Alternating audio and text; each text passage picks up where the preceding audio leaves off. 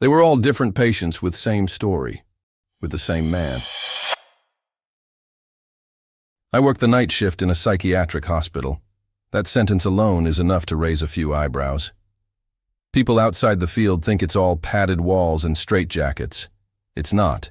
It's meds, therapy, behavior charts, crisis de-escalation, and documentation. So much documentation. But the nights. The nights are something else entirely. The facility is older. Concrete walls, buzzing lights, long sterile hallways. The second floor, my floor, is a locked ward. High-risk patients only. Schizophrenia. Schizoaffective disorder. Severe trauma. Some haven't left in years. You get used to the noise eventually. Screaming in the distance. Footsteps when no one's walking. The occasional crash when someone hurls a chair during an episode. Most of it becomes background noise. But what happened last month? I still think about it. Every single night. It started, quietly. During my usual rounds, sometime around 3:15 a.m., I checked in on one of the patients with paranoid schizophrenia. Typically, they were calm at night. This time, they were pacing, hands trembling, whispering under their breath. They stopped. When they saw me and pointed to the window, "He's back," they muttered. "Been standing there all night, watching me, smiling." I looked outside. There's a tree line maybe 30 yards from the building, fenced off. Beyond that, just dirt and woods. The kind of darkness that swallows. Light. No one was there, I reassured them. There's no one outside. Just shadows. They didn't respond. Just stood there, facing the window, like they were waiting for something. The next night, another patient brought it up. Different diagnosis. Disorganized type schizophrenia with severe visual hallucinations. They usually didn't make much sense, but what they said made my skin crawl. "The crooked man," they said, staring at the same east window. "He folds in the middle like he's broken." Then they whispered, "He watches until you look back. Then he moves." Again, I checked. Nothing. Still trees, wind, shadows. I logged it. I didn't mention it to the other staff. Not yet.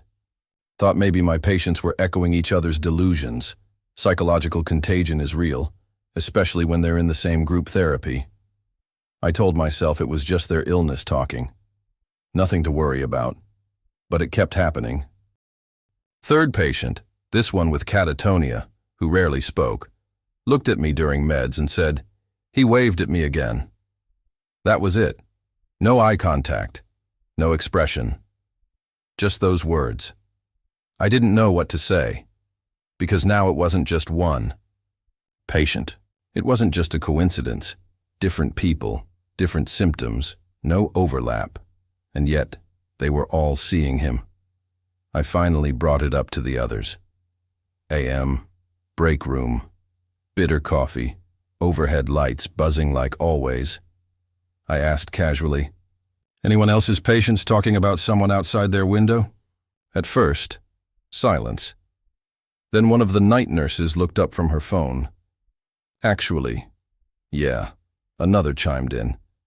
"Mine said there's a man by the glass, just standing there, said he doesn't blink." Here's the part that twisted my stomach. Their patients weren't even schizophrenic. One was in for obsessive-compulsive disorder, the other for trauma-related insomnia. That's when I felt it.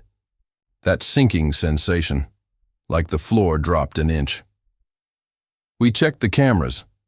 We waited until the supervisor was asleep. Accessed the exterior feed for the past few nights, the east side of the building, just past the tree line. And there he was. First, just a figure in the dark, barely visible, motionless. But one night, at 3:06 a.m., the footage showed him clearly, a man, standing barefoot in the dirt, wearing a black hoodie, head tilted slightly, just enough to make your spine feel weird. Didn't move, didn't flinch, just stood there, staring directly at the building, at the windows.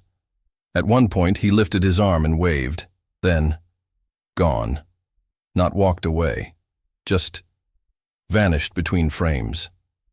No motion alerts had gone off, no sensor lights, nothing. Security got involved. They searched the area. No signs of a break-in, no evidence of forced entry.